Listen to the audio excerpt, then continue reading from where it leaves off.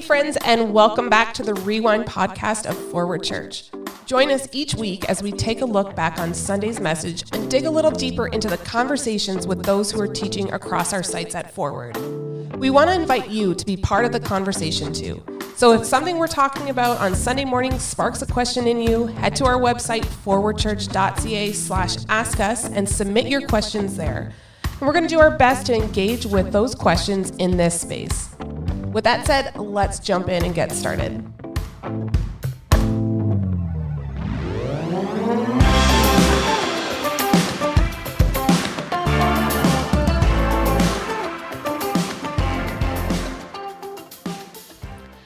Welcome back to the Forward Rewind podcast. I am here with Pastor Daryl. We're here again. I mean, there was like one time that we ever podcasted just us, and then suddenly now like 3 times we're doing it. Yes. So I don't know. Maybe we're doing a good job, and they just wanted to keep going. Yeah, the listeners demand it. Yeah. Blair. That's right. Yes. All right. So, well, welcome then. Okay. And great. Glad to be here. I don't know if this was supposed to be natural, but I'm gonna bring it up that we are recording this the week prior of everybody seeing it, but I'm only saying that because if you are someone who texted in a question, we still want to answer it. We asked our Kitchener, you were teaching in Kitchener this week. That's right. Yeah. And so we asked them to text in their questions. And then you are teaching in Cambridge the week that everybody's watching this.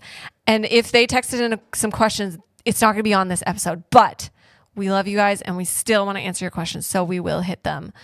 So stay tuned for next week as well. Am I going to answer those questions? I mean, probably not. Somebody's going to answer them. Someone's going to answer them. Yes, because I'm going to be away for a little bit, but... Well, do you approve of somebody else answering those questions related to your message? No, only I can answer my questions. That's fine. Totally fine. Good. There we go. Yep, that's good. So but we're recording this back to back. Yes. You just finished recording another podcast. Yes. Now this one. Yeah. And somehow you don't have any cans of Red Bull around you. No, it's because they're going to pay me double time. Just running off you're just running off the high of that last podcast. Going right into this one. Daryl, if you don't know this yet, I get my energy from other people. So as long as there's someone else near me, then I'll be okay. But great. if you guys both leave this room, then I will probably crash. Okay, perfect. So this is what's good. Anyways, so I actually asked Kirk this question, and it was about whether or not he was talking about how he went on vacation. He's going on vacation with his family and to a cottage. And I asked him, are you guys a campfire family? And he said, oh yeah, we love campfires. I'm like, do you ever play those campfire games? And he said, oh, usually there's somebody who tries. And then we're all like, no. So I played a campfire game with him. Okay, great. What's a campfire game? Is your family a campfire family? What's a camp? Yeah. What's a campfire game? Guessed. I was like, he's been honest about not being like a outdoorsy person. So maybe you and campfires are not like.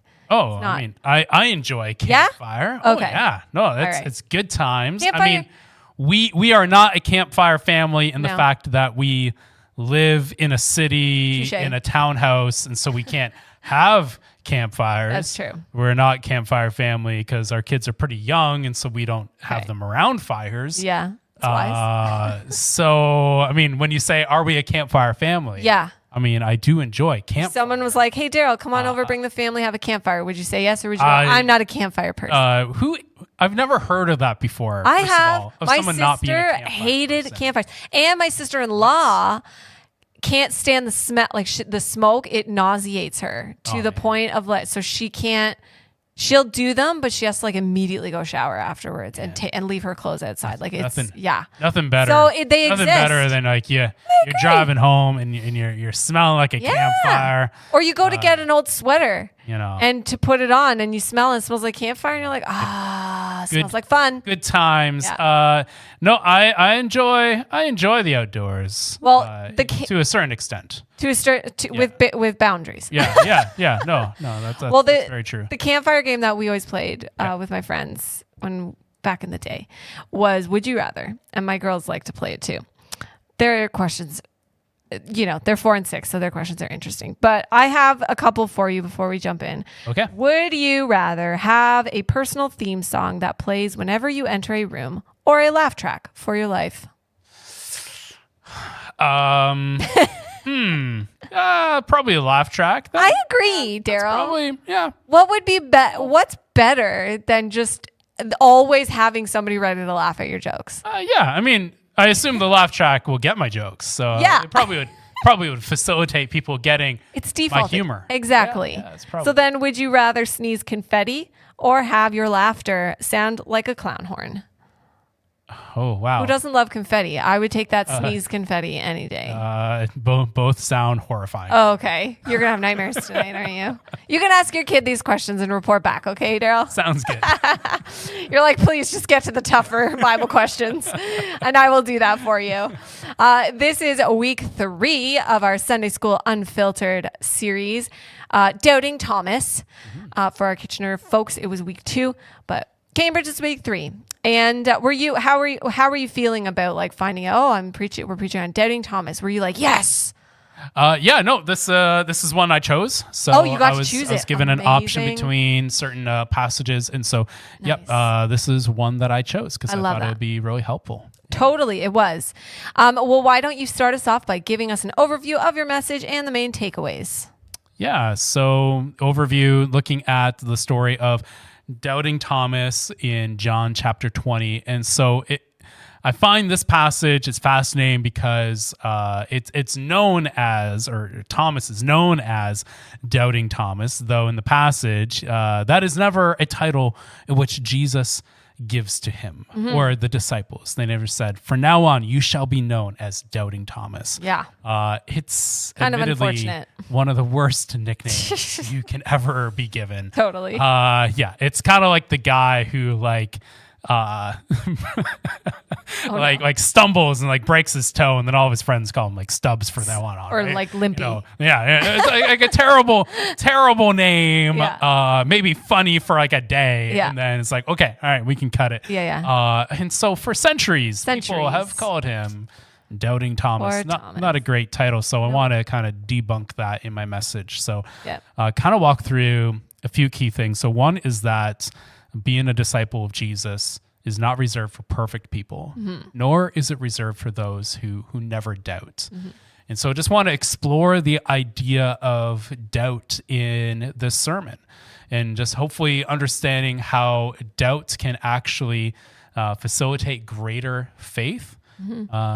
But also understand that the Christian faith is not opposed to evidence. And so I kind of want to tackle that as well, that for some, they've taken this idea of believing without seeing is better. And yet in the passage, we see that Jesus gives evidence. And in fact, in all of creation, we have evidence of God's existence. And so that can help us in our faith journey. And so really what I hope this passage would help is both those who are struggling in their doubts and for those who know someone who's struggling in their doubt, that they can be helpful in those conversations in leading that person back to faith. Absolutely. And it was a great message. And I have a feeling that we're going to touch on some like really common things that come up when talking about doubt and faith as we continue our conversation. But I would love to know if there was anything that stood out to you most in your study or prep this week, or was there anything you wish that you could have spent more time on in your message? Yeah, in my message, I talk about this, and I did find it interesting. I had to look at it in a couple of different translations just to make sure. And it turned out it was my memory. It was my memory that was wrong.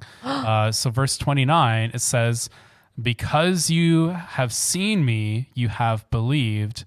And in my mind, I always threw a but in there. But blessed are those who have not seen and yet believe. So I had to double check. I'm like, maybe this is like different translation, but none of the main translations throw a but in there. And so actually I touch on that in the message, is that I think that sometimes we throw a but in where it doesn't belong, and Jesus isn't contrasting these two ideas. He's actually saying, hey, like here's two realities, that there's some who are believing because they see, but then he gives this blessing of like, hey, if you do not see, you're not a lesser Christian. And sometimes we inverse that. Sometimes it's like, oh, those who need evidence, they're the ones who lack faith. Right. They're the ones that why do you need like the ontological argument, to understand, the reality of Christ? I just believe I saw the flannel graph and I'm good. And so what Jesus is saying is like, no, like that's fine. People approach this from different places, and part of that is who you are and the time period in which you live and all of these things. And so I found that really helpful as I was studying it. And I really wanted to bring that into the message because I think that's something that people live with, is this for some people, they live with a bit of guilt or shame, this idea that they've struggled with faith. And so that's where I recommended or quoted from the book by Barnabas Piper called Help My Unbelief. And he really tackles that idea. Barnabas Piper, he is the son of John Piper. Oh, he writes about that of like, oh man, the son of John Piper, I should have like so much faith. And yet he, for a long time, struggled with doubt. And so wrote a very helpful book tackling that topic. And I quote a little bit from that in the message. I love it when you offer some other resources or books or podcasts or articles or whatever. Another one you recommended was Reason for God by Tim Keller, which I think you've recommended before. So there that one is again too. So the moral of the story is don't stick your butt where it doesn't belong. Sorry for my juvenile humor, but if you're listening... I figured I was setting you up for a joke there. If you're listening with your kids and they're laughing, you're welcome. If you're not listening with your kids and you're laughing, shame on you. Just kidding. Oh, that was bad. My mom's so disappointed in me. You know what though? One thing we have to get out of the way is this first question, okay? Because it's driving me bananas. All right. Yep. Why at the very beginning of John 20, wait, no, it's not the beginning of John 20. I think it's John 20 verse 24. There it is. Why is Thomas referred to as twin in this passage of scripture? Yeah. Why is he? Great question. You don't have the answer, do you? I don't have a great answer. Okay. He just is. He just is. It's part of... Is it a nickname? It's part of the dual language of what they're doing with is... Okay. And it appears other times in the Gospel of John is that, in other passages where it refers to Thomas also uses the word twin. And it's just dealing with several different languages. So it's not like a logical, that's easy, it's because he had a twin, or it doesn't mean twin. It's from what I understood is that it's and hopefully I'm right here, because I didn't spend a whole lot of time digging into that. No, it wasn't a burning question, so I didn't explore it that quickly or that much. So I just quickly glanced at it, and so I understood that it was just a difference in the different languages. Okay. Yeah. It was a burning question for her. I was like, huh? And I hate when the first verse or first line of something you're reading is like, what? Anyways. No, I had a lot to read and stuff to get to. And That's so fine. I didn't spend a lot of time on that particular question. It is not the most important part. If a listener has a better answer, feel free to write in. You can correct me.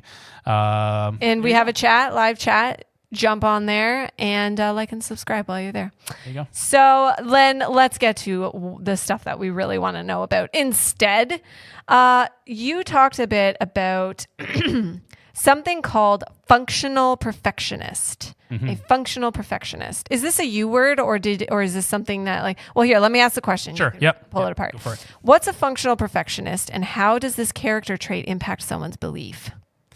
Yeah, so I'll answer your first question. Okay.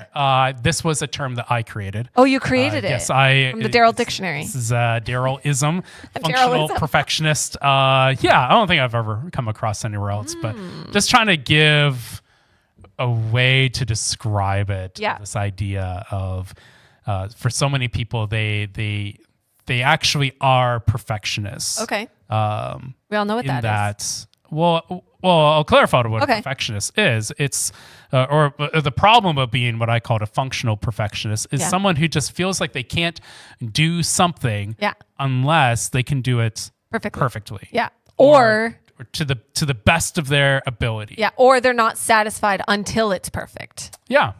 That would be more like, I would maybe fall into that a little bit. So, I mean, I called it that because most people, when I talk to them, I'm not a perfectionist. That's not who I am. Yeah. And so I just threw in the word there, functional. You're a functional perfectionist there. Makes sense. Like, yeah, you're going to say you're not a perfectionist. Like, there's areas of life that you're not perfect in. But for many of us, like, there are things that we really do try to get just right. And I think that when it comes to our faith, this is actually an area that many have struggled with, is thinking, well, if I can't be a perfect Christian, if I can't live up to the standards of what I believe a Christian should follow, then I'm going to distance myself from it.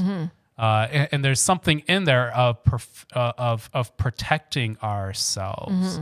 And so it actually reminds me a lot of a conversation I had with someone once. They're talking about their job and they're saying, hey, if I can't do something in my job perfectly, I'm not going to volunteer to do it. And I'm like, great. That's a great way to never learn any new skills and to never advance. For sure.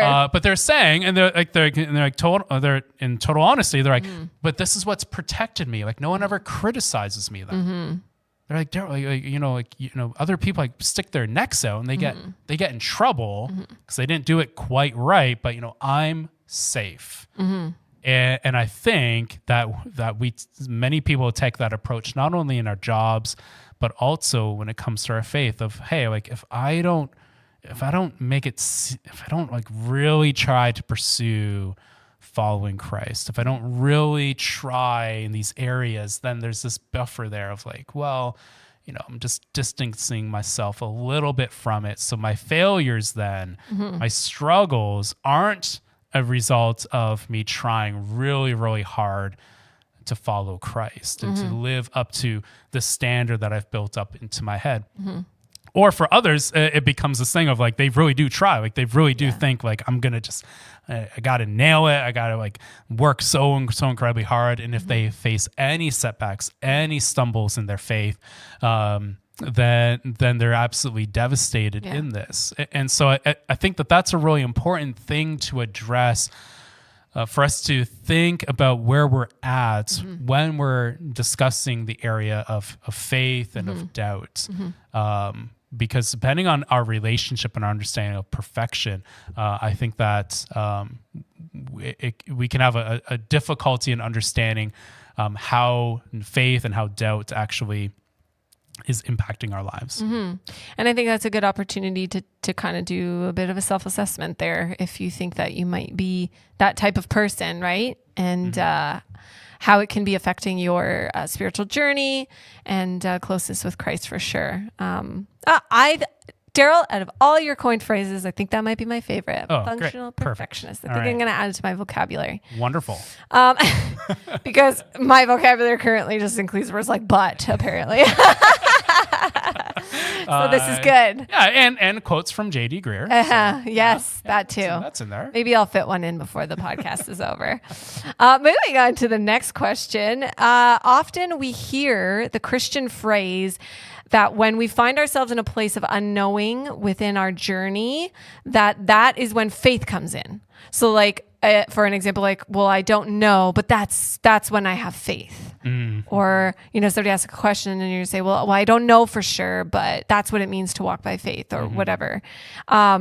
Is this just a passive statement to avoid doubt?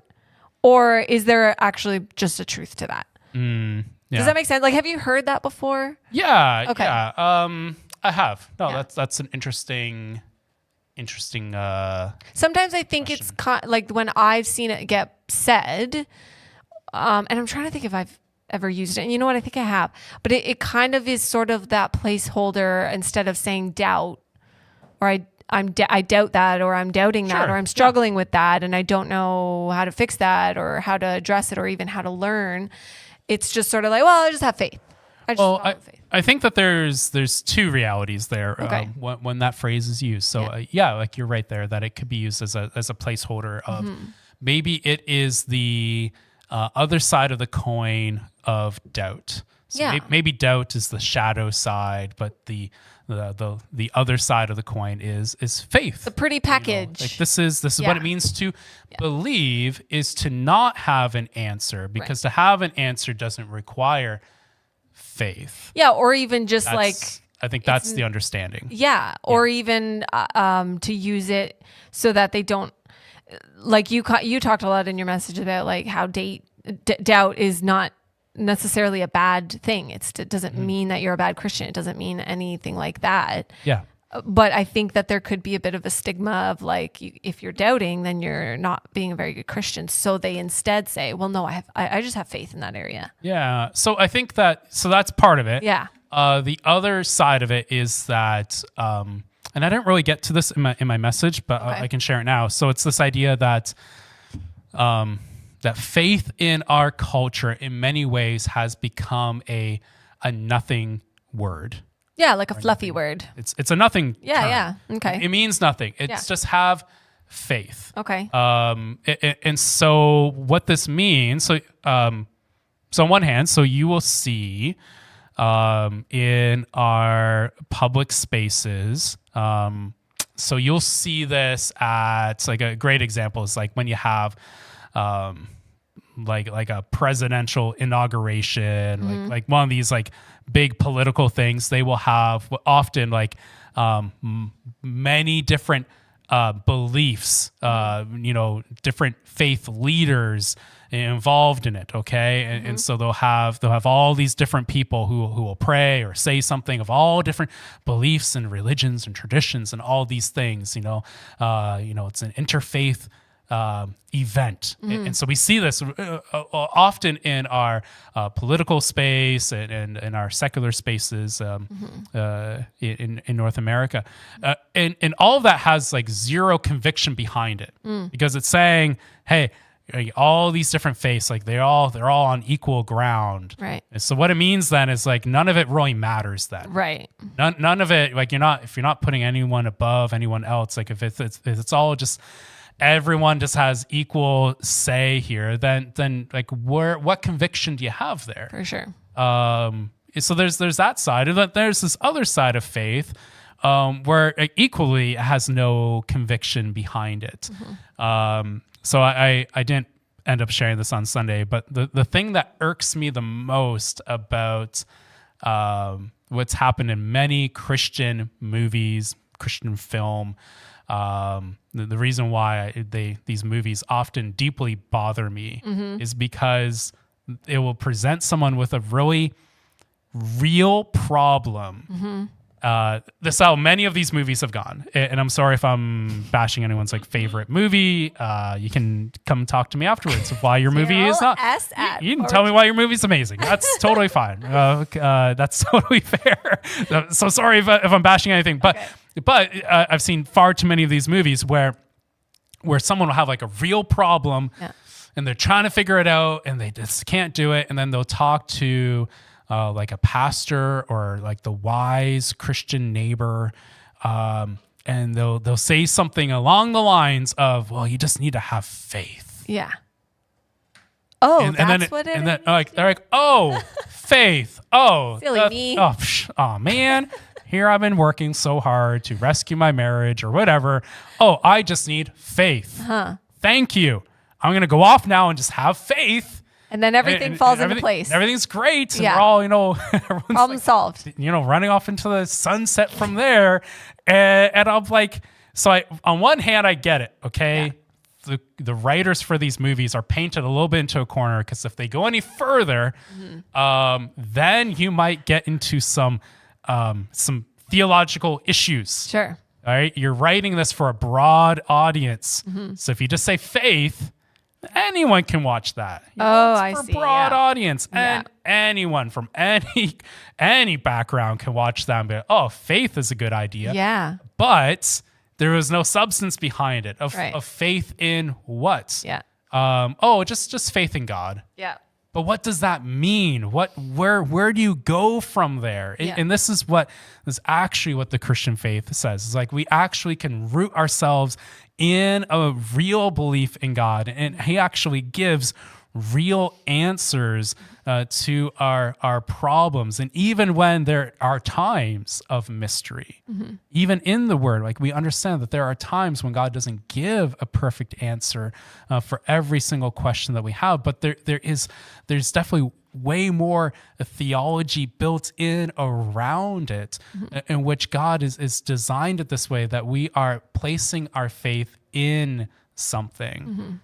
So going back to your original question of often when we encounter that mystery of not knowing, and just say faith, Soren Kierkegaard actually wrote about this in his book, Fear and Trembling. Okay. And so he writes about the different aspects of faith. Okay. And he gives the illustration of Abraham, who's going to sacrifice his son Isaac, and the faith that he had in walking up the mountain. And it's really interesting how he wrote this part of his book in Fear and Trembling, where he writes about different ways, different things that could have been going on in Abraham's mind.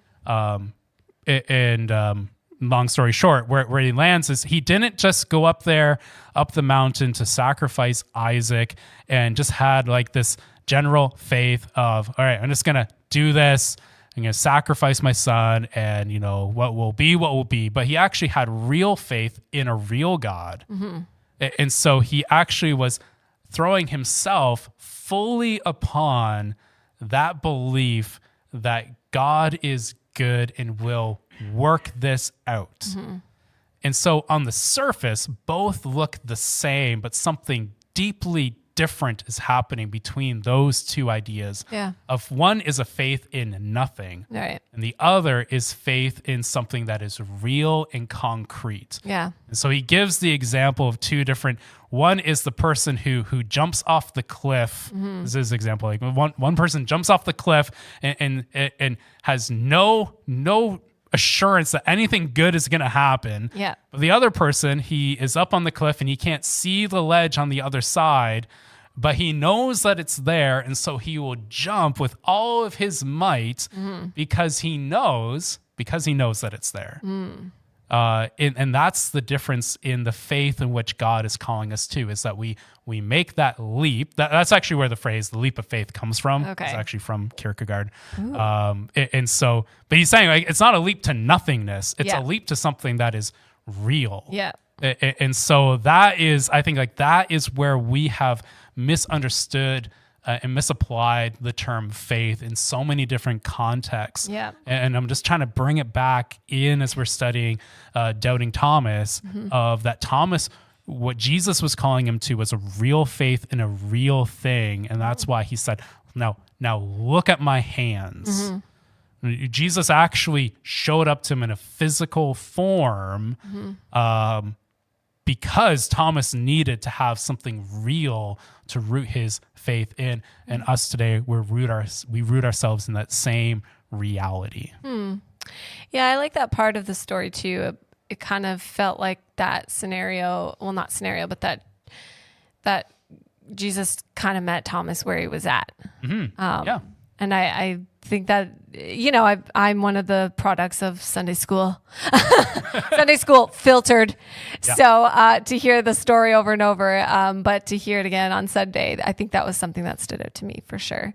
And I love that. I think it almost comes down to the reality and the heart posture of the person saying that thing, that's when faith comes in, or I have faith. It's like, are they saying that to be because they're jumping into the unknown there of faith in nothing, or they actually believe that something's on the other side there, and something we can assess our own thoughts towards too.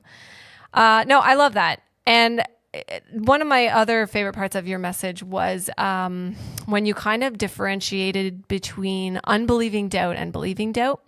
I'd never heard of two different kinds of doubt. But I think it brought a lot of clarity, even journeying with a friend recently, struggling with doubt.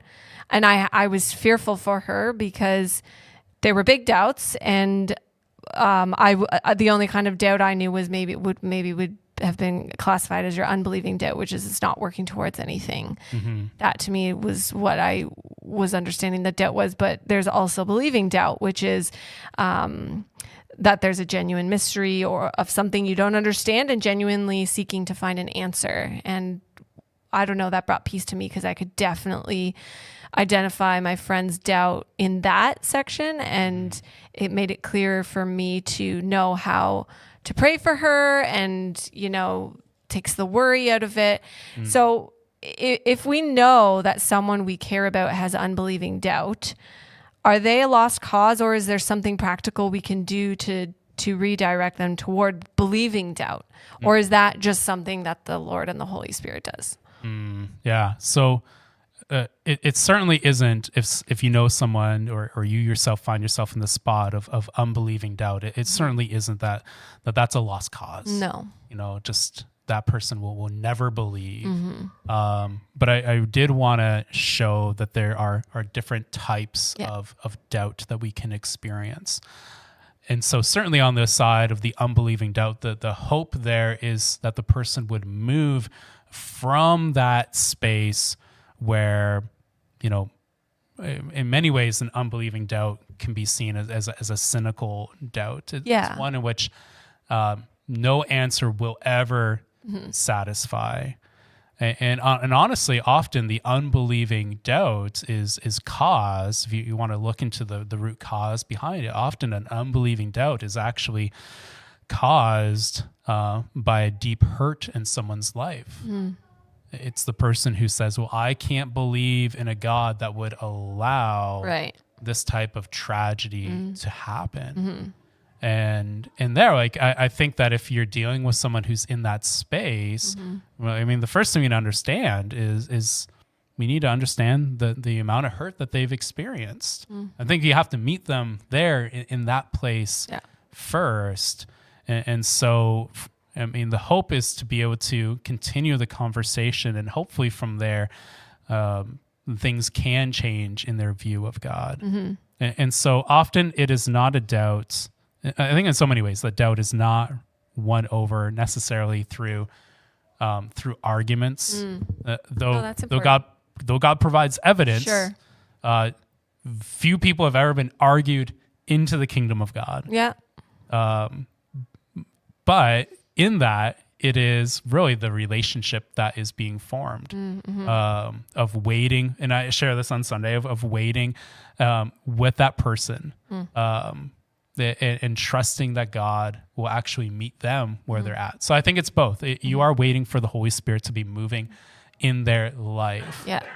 But we wait with them. We continue to show that love and that care in that time of unbelieving doubt. But I try to emphasize this idea that in all of that, we're still sharing the truth. That we don't wait or hold up an agnostic belief. And I think like that's a part where it's so easy to fall into that trap of saying, you know, you can believe whatever you want to believe. I've quoted it a few times, the report that the fellowship has put out where they surveyed all across Canada parents and raising their kids and people within the church. And it was a startling amount of parents replied that they didn't want to push their child, didn't want to push their beliefs upon their child, just wanted their child to believe for themselves. But to the point where it's no longer saying like, hey, like you really do need to follow Jesus. It's to the point where it came out in the survey by how people answer questions, where it was like, well, they can just believe whatever they want. But if we truly believe what the word says, if we really do believe Jesus is who he says he is. And at one point, Jesus actually says to Thomas in John chapter 14, he says that he's the way, the truth, and the life. He's the only way to salvation. And so if we really do believe that, if that is true, then we aren't just hoping for a generalized faith in something. We want our children, we want our friends and family to truly have faith in Christ, a repentant faith, a faith that just looks to him for salvation, forgiveness of sins. And so in the waiting, we're waiting for that. Like that's the hope that we wait in as we work with anyone who is experiencing doubt in their lives. I think that's helpful. Even the definitions and the different types, the differentiation is helpful. But to know how to come around people, the people around us that we love is also helpful. I'm kind of debating on my last question. Do you have I told you what the last question was. Do you have one for that, or should I send you to your last thoughts of it? Because I do have a strict timeline today. Yeah, strict timeline. Yeah. No, that's fine. I mean, I can answer whatever question you want. All right. Let's go to your, let's go to any last, you know what? Let's do this question, and then I might take the other one out. Do you have a personal example of a time you struggled with doubt? Did you overcome it? How and who was involved in the process? Yeah, no, that's great. So I've had different seasons of doubt that I've experienced. Okay. And so I can share two clear pictures in my mind where I've wrestled with some doubt. So the one was when I was quite young, I deeply struggled with if Christianity is real. And I was quite young at the time. And so it's kind of this idea, I don't know where the idea came from, but I'm certain that I never saw the movie at this stage because I was pretty young. But if you ever saw The Truman Show, you'll know what I'm referring to. Yeah. The Truman Show, starring Jim Carrey. Carol, it impressed on me too. You are not alone in this because we were young when it came out. Yeah. So I mean, this was like before that show even came out, right? Okay. So, it's pre that. Okay. Yeah, it's pre that. I don't know where it really came from, but it's not like I watched that show and then I thought of this. Okay. I thought you were trying to say that. No. But it that will give you a picture of what was going through my mind. The Truman Show, if you never saw it, for our listeners, it is where there's a guy in the whole. He lived in this town, and he was on a TV show, but he didn't know about it. And they just filmed his everyday life. Everyone else was an actor, and they created this whole environment, and he was the only one who wasn't in on it. Yeah. And for some reason, in my mind, when I was quite young, I had the same question, like, well, what if everyone around me is wrong? But not only that, but like, what if it's not only that they're wrong, but they know it. Like what if they know, and like what if it's like some weird experiment? Okay, fascinating. These are the doubts of 6-year-old me. Okay, if you just want to picture scary into my mind, yeah, it is scary if you think about it. So I was quite young, right? But I was like, that was my big question. I'm like, okay, I know I'm going to church and I have like a Sunday school teacher, but I'm like, but what if they're wrong? Yeah. Like, what evidence do they have? Yeah. And that was a doubt that I had that I wrestled through, and part of that time was the thing that helped me through that was have amazing parents, and I think part of it was just continuing to trust. I trust my parents, and though I have this doubt, I think I can trust them in this process. And honestly, like as I was getting a little bit older and started reading more, it actually pushed me to actually explore the Bible some more. And so again, like very few people will relate to this, but here's this nerdy me.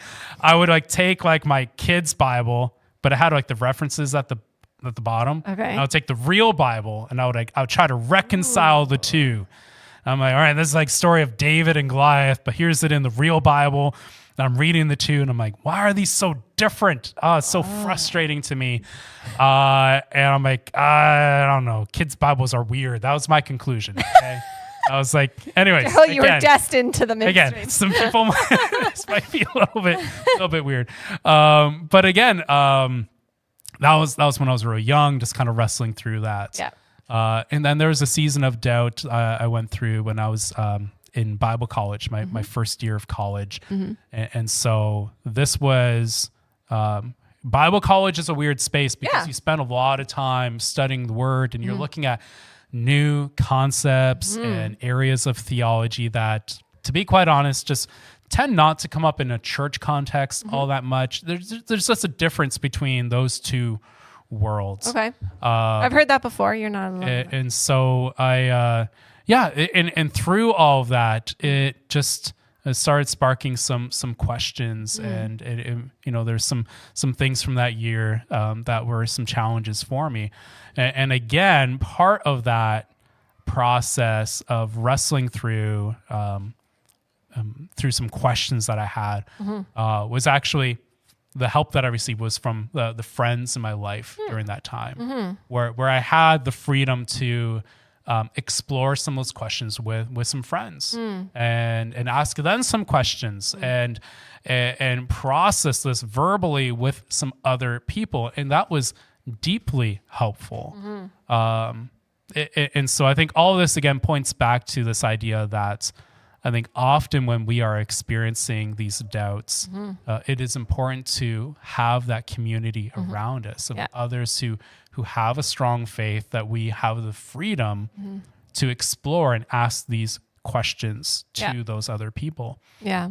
And not looking for pat, simple answers, but truly wrestling through those questions. And so in all of those times, that is truly where I found that I never really struggled with doubt to the point that I know others have, where others have had far greater doubts than what I've experienced. And so I think part of that, the thing that helped me in that was because I had others around me that didn't allow me to drift too far away. And I do definitely see that as a gift that God gave to me in those seasons. Oh, I love that. I love that you recognize it as a gift for sure. Looking back at it, right? And you did bring that up in your message. It was 3 things if we struggle to believe, and that was your first point: wait expectantly and in community. And you acknowledged that Thomas waited for a week to get his answers, but he waited with the other disciples, and that that community to lift you up. So I love that you touch on the importance of that. Daryl, you can have 1 minute to leave your messages. Leave your messages. Leave your. Can you tell them in admin, please? Leave your messages. Just kidding. Leave your listeners with any last thoughts or words of encouragement.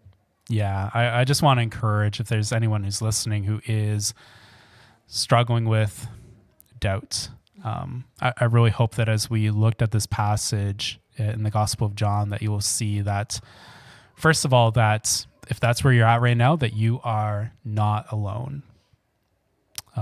That there have been others who have wrestled with doubt as well. And doubt can encompass from believing in Christ all the way through does God truly exist, to does he truly love us, to is there any hope for the future. If we think of that area of doubt across all those different areas of our lives, it's so important to understand that that you are not alone in that, and understand that Jesus truly wants to move closer to you. And so he might be using this podcast right now to help you in this season. And so I want to encourage you to not give up, don't lose hope, but to reach out. You can reach out to the pastors here at Forward, and we would love to connect with you and help you on your faith journey. I love that. And it's a good way to wrap up. Well done, Daryl. We did it again. Thanks, Blair. Next week is for Cambridge, technically week 4, I believe. Feeding of the 5,000, Sunday school classic. Matthew 14. Go ahead and read, and I believe Derek's bringing that one. Yeah, and who's preaching at Kitchener on the 21st? The very handsome man named Steve Hicks. Cutest pastor in Cambridge. Just kidding. People are going to barf in their cars. Thank you. Well, I'm glad at least that Steve told you that he's preaching on the 21st. You did tell me. Okay, good. I did get that Put you memo. on the spot there. There you go. Yeah, that would have been weird if I was like, who? Yeah, I don't know. And you'd be like, never mind. I never assume that husbands and wives have their the calendar synced up. It's wise. We have a synced calendar, but it doesn't always go as planned. That's good. Yeah, Steve yes. over at Kitchener. I'm excited to hear. I think he's going to try and jump onto the podcast too for that. So that's awesome. We will see how that will go. It could go awesome or be a disaster. We will find out. And there's only one way to find out. Thank you for tuning in to the Rewind Podcast. Don't forget to send in your questions to 226-212-7117. We will see you next week. Bye.